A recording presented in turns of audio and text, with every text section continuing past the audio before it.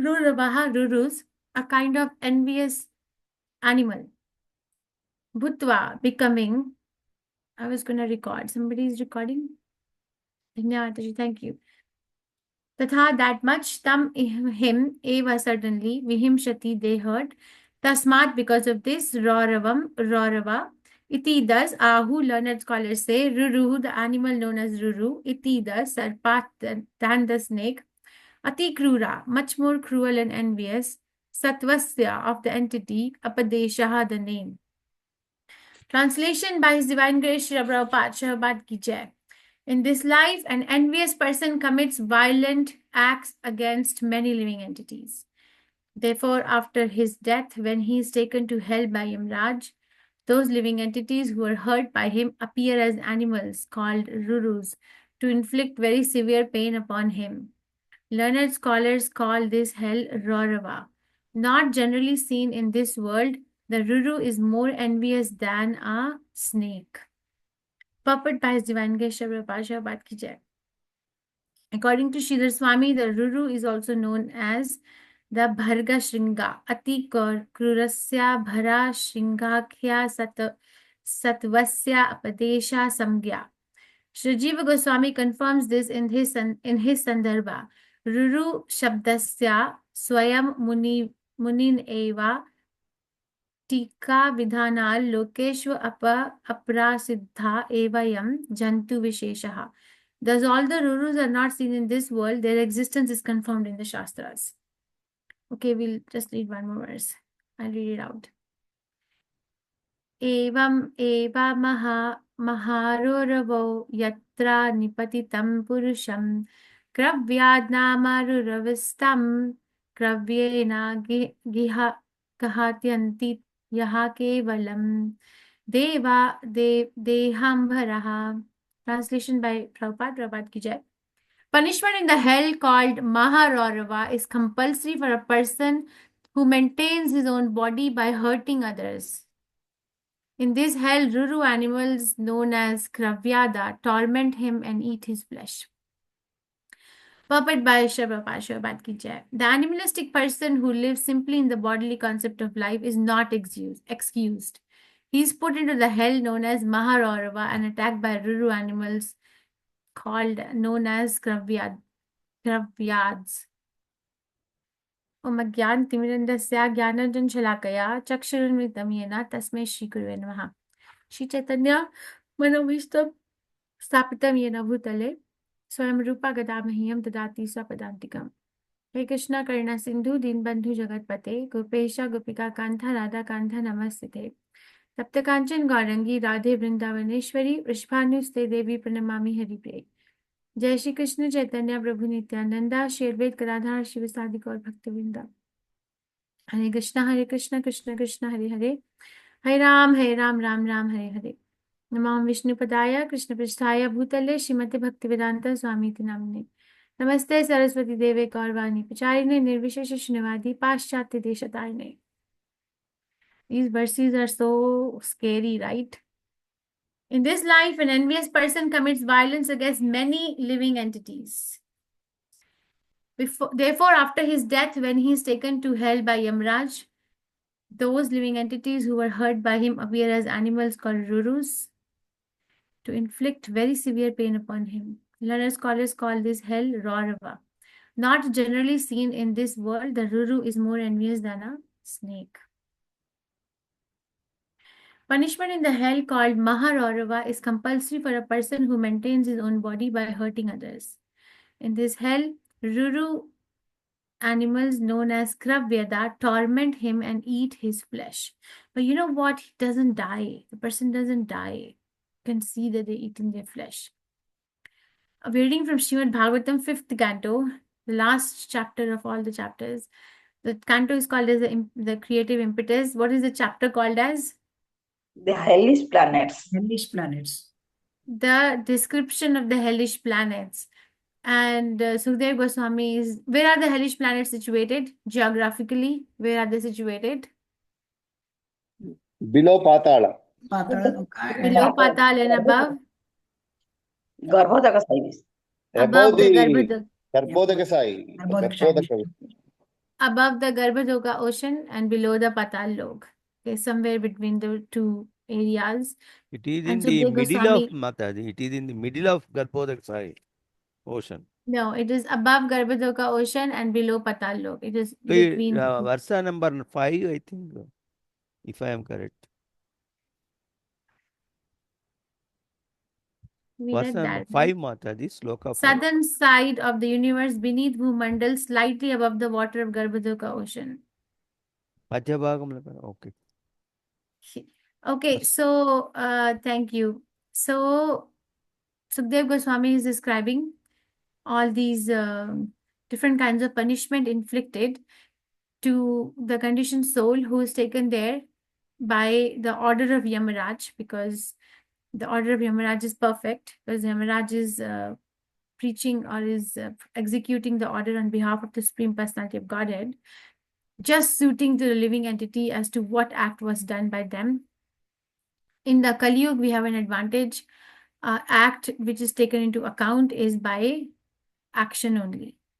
In other yugas, the act which was done by mind, within the mind, was also taken into account. So basically, whatever ill one was thinking within the mind, that was also recorded, and one had to suffer for that. But because in Kali Yuga, Manda Sumanda Mateo, everyone is always disturbed, that is not taken into account. For what we do with our activities is taken into account fully and completely, and different descriptions are given. Now this lies in the principle of what? Principle of bhakti. Rupa Goswami gives us two principles of bhakti. What are the two principles that he says? The entire Krishna consciousness is based on these two basic things. What are the two basic things that Rupa Goswami Prabhupada say? Entire Krishna consciousness, because we are Rupanugas, right? We follow Rupa Goswami. Anyone can say? Rupa Goswami Prabhupada says this all the time. Shri Prabhupada repeats it too. Okay, always remember Krishna, never forget Krishna. Right? So always remember Krishna, never forget Krishna. These are the two principles on which the foundation of the entire Krishna consciousness is based. Now, for us, if we forget Krishna, then we go through this cycle, up, down, up, down, up, down. And as we have studied before, that the living entities are sent here so that they can be rightly punished for forgetting Krishna and then come back to Krishna consciousness. But we are so stubborn that we again forget Krishna. So we do acts. Prabhupada says that the four regulative principles is the foundation of all this, or the pillars of all the sinful activities. There are innumerable amount of sinful activities that one can commit with their body, mind, and words. And if somebody is following the four regulative principles, then it makes it actually we escape ourselves from so many other things, right? If we follow the four regulative principles. So this regulative principle, what do you think by describing this? What kind of regulative principle is broken? We have four regulative principles: no intoxication, no Meat gambling, eating. no Meat meat eating, Mata. eating, no illicit relations. Okay, very This is nice. meat Meat eating. eating. Very nice. Very nice. Um, Meat eating, right? So meat eating, Chaitanya Mahaprabhu says meat eaters are untouchable. And Chaitanya Mahaprabhu is the mercy incarnation, Karna avatar. He says that, Chaitanya Chaitamrita says that meat eaters are untouchable. But Prabhupada actually made all the meat eating countries, he started Krishna consciousness there, right there. In the middle of all that sinful activity, he started. Krishna consciousness took birth. The movement took birth in the middle of all that. So imagine how much mercy we have in this particular movement. Imagine Srila Prabhupada's movement, International Society for Krishna Consciousness, was started, generated, it was birth in the middle, where all the sinful activities were openly going on. Prabhupada said when he was in his time in India, meat eating was not an open act. It was, he says, rich people, they used to keep they used to keep somebody to take care of their horses, and the person will secretly cook meat in the horse barn. for that person, because it was not an open affair. It was not supposed to be an open affair at all in India. But in other parts of the world, it is a very open affair. Meat is available in all forms, not just the form of a meal, but it is available in the form of a snack. It is available, even the chips, the potato chips, they're coated with the pork fat, or the pickles they eat, or even, the coconut milk that you buy in the market, it has egg. I'm like so surprised that it cannot live. Even the small baby food, the powder, the baby cereal powder or baby food has meat mixed in it. Or they have minced chicken or minced turkey or something like that that the children can eat. And they are like come prepared. So it is very, very prominent, is what I'm trying to say. This is extremely prominent everywhere you look, anywhere you go, any grocery shop you enter, it is there. And the government actually encourages it. There is no attempt to discourage this. In case, even if you look at the menu of what the government officials eat in the Western countries, they also, I have some friends in foreign services, Indian foreign services, and they say that actually when they go to meet the opposite, like the foreign secretaries or whatever of other countries, the gifts that they exchange is wine, or when they go out for food, they order meat. There's nothing else but meat. One time I had a discussion with them that the Prime Minister of India, when he came to White House, the entire White House menu was vegetarian. Then why do you guys have to do this? When the Prime Minister is the role model and you guys are all working under him, so why can't you follow the role model? And they had no answer for it. So it is very prominent. So imagine that we are surrounded by such association. We are working with such association 24/7. How much envy? This is envy. This is an exhibition of envy. How is it an exhibition of envy? Because the people don't look envious who eat meat.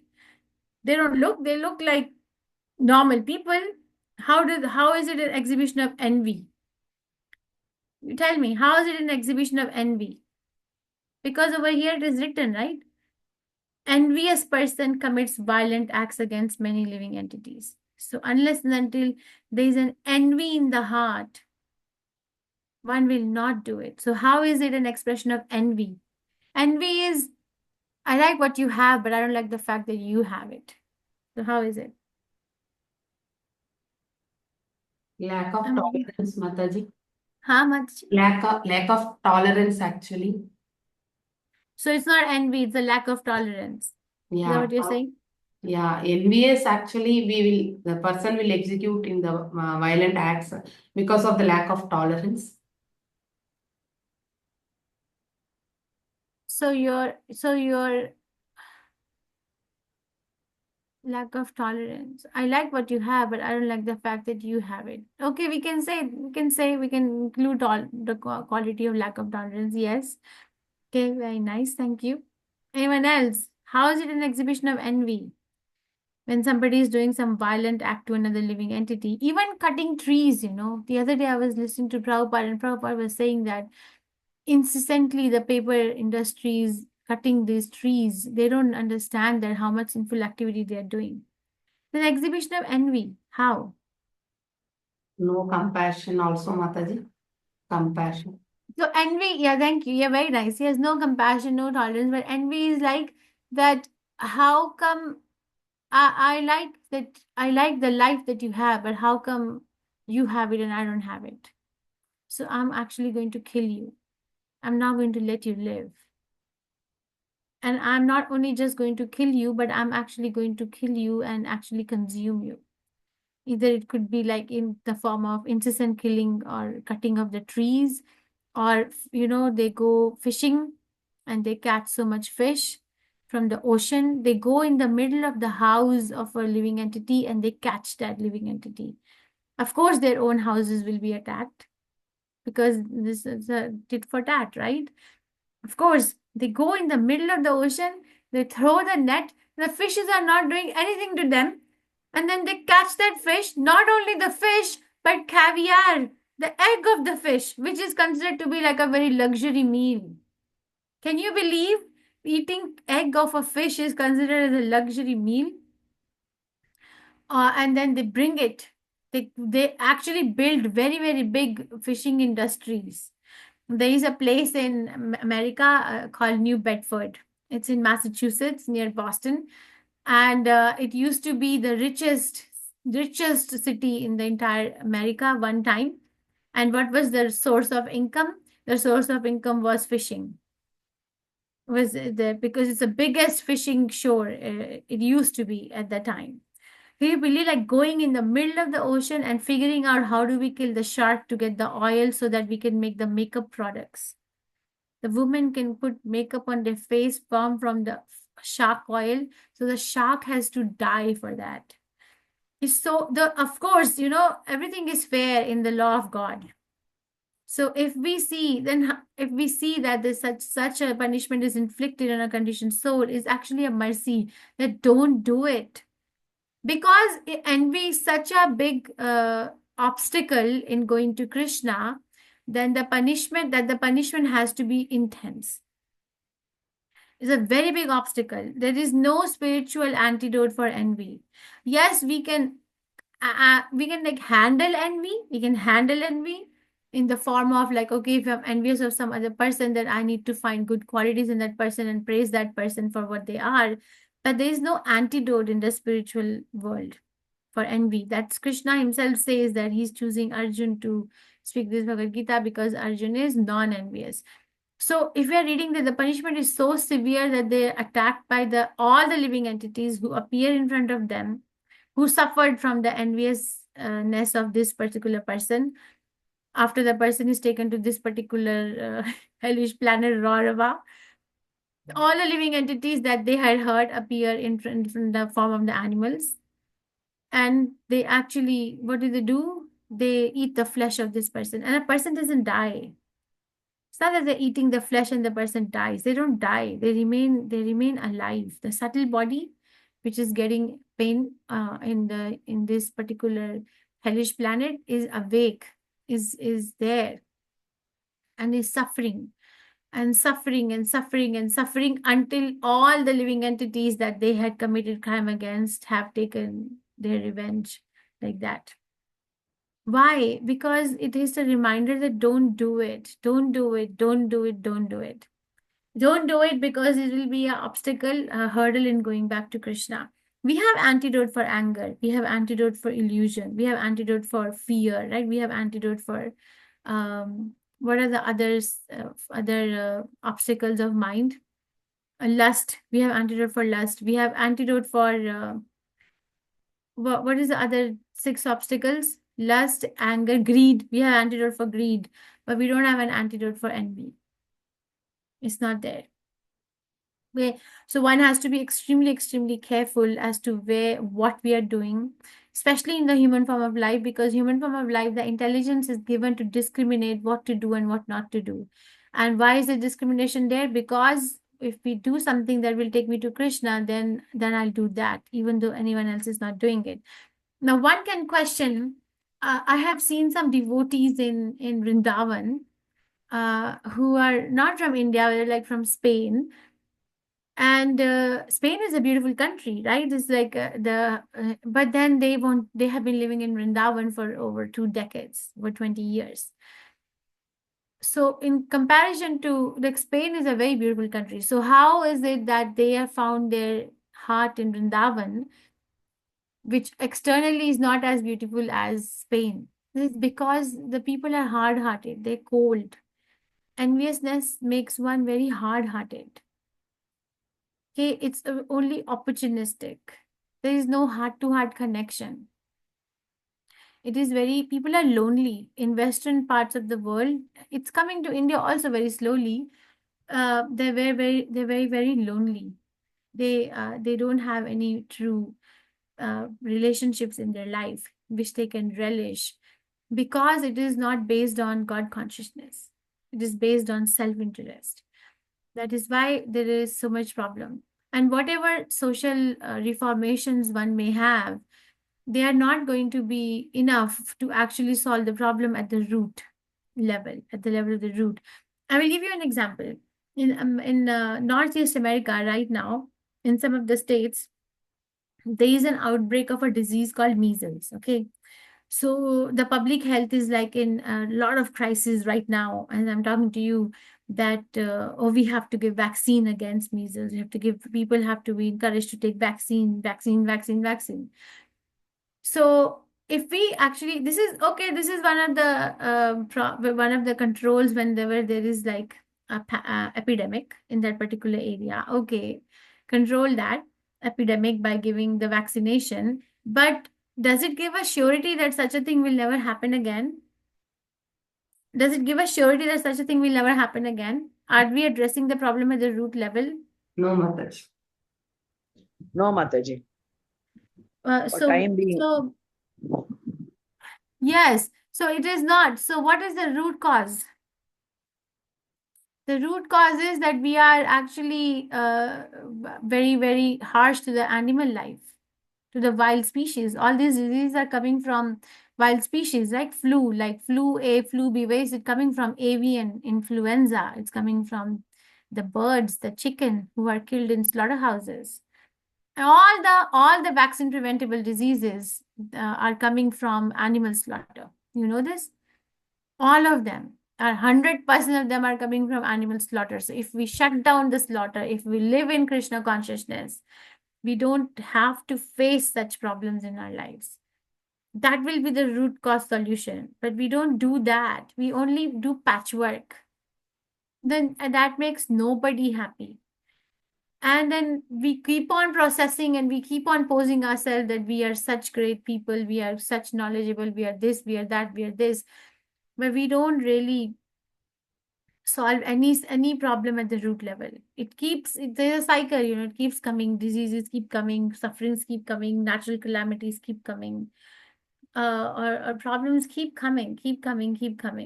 There are children that we see in our life, in our career, and I can clearly see now, if I was not in Krishna consciousness, then I will also be thinking at the superficial level. It's like, okay, they're born premature, unfortunate. They stay in the hospital for months and months. Sometimes they stay for 3 months, sometimes they stay for 6 months, 8 months. Imagine a kid is born and he's in the hospital for 6 months, 8 months. But then again, they have so many medical complex problems, so much complex problem that they'll never be able to lead a normal life. They need a machine to breathe, they need a machine to eat, they need a machine to, they never walk. Most of them are cortically blind. So there's this, so why is this happening? Because people are not following the regulatory principles. Because they're grahamedi, because they are conceiving for not for the sake of Krishna consciousness. So we are inviting souls from the lower planetary system. My Guru Maharaj was saying that one time to invite souls from the lower planetary system. And lower planetary system, there is nothing Krishna conscious there. Nowhere. Even in the subterranean heavenly planets we studied. Now we are studying all these hellish planets. There is no like Krishna conscious arti going on or Srimad Bhagavatam katha going on, or there is some sense of, God consciousness. So those souls are invited to earth. And then we see all this. So what do we do? So the people who are working in the western part of the world, they pose themselves to be very, very fortunate and very, very resourceful by saying that we have so many resources to handle so many things. But actually, if you look at the ground level, the life of that person is horrible. It's very horrible. It's a very big medical ethical question also, that are we really doing a service? Are we really, really doing anything? So following that, I'm saying all this because this is the reality of where we live. The thing is that if we follow the regulatory principles, then we are safe from so many calamities that we actually don't even know. And we'll never know because it's a shield. 4 regulatory principles is like a shield that it protects us from everything. But if we don't follow, then we are running a risk. We have to face it. We have to go through this hellish life. Even if we are chanting Hare Krishna, and not following the regulatory principles, that means that we are chanting offensely, because it's an offense, right? Not to to disobey the orders of the spiritual master, and the spiritual master said that follow the regulatory principles. So it becomes a very, very fragile and still continue chanting. Okay, I don't give up chanting Hare Krishna because there is no other way. But we place ourselves in a very fragile situation, and then we actually try to become very, very proud of our resources, of our knowledge, of our intelligence, of our this or that or that. Nothing, because this is knowledge. This is I'm doing this. What is going to be the consequence of this? So what can I do to avoid this? Complete knowledge is there. I think I'll stop here. Any question, reflection, realizations, corrections? Prakasha, Prabhu, Mataji, please go. Mataji, this NP part, it recollects my old times that when the TVs have come in the market, Oneida considered to be the best one. I think you were there. I think maybe studying some schooling or college. Uh, Owner's pride envy, neighbors envy. That envy is the classic example. You know, neighbors Yeah. envy, owner's pride. This, I think you might have seen that in Indian market. Another point, Mataji, something Radhanath Prabhuji in his lecture once I quoted. Even devotees among them, they feel envy at times because when the other devotee is more favorite to his guru, Sisha Guru or Disha Guru, they feel it. How I think he told me that how he has been brought and consoled and put it in the right way. They at times feel that because that particular devotee is more favorable to the guru and all that, this fellow feels this. Out of Yeah. ignorance or this thing, you know? Am I correct? Correct. But the advantage of being a devotee is that it's not that we don't feel anything. We feel six obstacles to the mind. We feel everything. I don't think any one of us are not feeling fearful anytime or are not like attacked by illusion or envy. But the advantage of becoming trying to become a devotee of Krishna and following Prabhupada is that we have a choice. What do we want to do with it?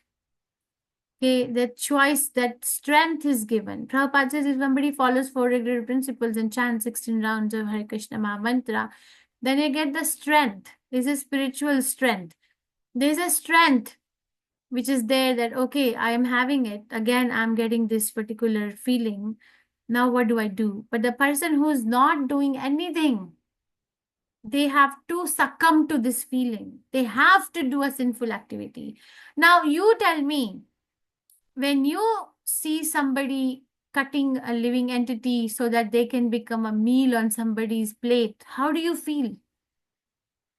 How do you feel? Horrible, Mataji. Horrible. Horrible. Especially when we are in this ISKCON When journey. it think, We can't when it tolerate think also. of it, I'm feeling horrible, Mataji. If Huh? someone is when we think of that, then we are feeling horrible. When you see that they are taking onion, garlic, also at that time also we are feeling like that. Then when they are eating But meat, then then, and then those people are like cutting and cooking and figuring out. In America, during Thanksgiving, there is a big sale of uh, cooking vessels of which vessel can cook the best turkey. The turkey the best way, and then the stores are selling, they have sales that if you buy this much worth of grocery, then you get one turkey free. So they send coupons like that. You get the turkey free. So imagine like you get like, why are you doing this? Why are you like doing, why can't you eat something else? Why do you have to do this? So you feel like that, right? So you know what to do with it. You have a choice. There's an element of choice, and that's a very big thing. It's not small. It's not small. It's not a big deal that we feel some unwanted feelings, but the big deal is that we actually recognize that feeling and we have a choice what to do with it. Am I going to succumb to it, or am I actually going to step back, look at it, reflect, and then actually think that is it going to help me in my Krishna consciousness, Or is it something which is in alignment with the principles of Krishna consciousness? If not, then we don't do it. Okay. I don't know, Prakash Prabhu, if I address that enviousness between the devotees. Yes, we'll feel envy of each other at times because we are not at Bhava Bhakti, because we are still envious of Krishna, but then we don't like act on it. We don't go and make that person infamous or spread rumors or try to make ourselves superior. Don't do anything like that. We pray to Krishna. Mataji, I think we can stop recording. Dhanyada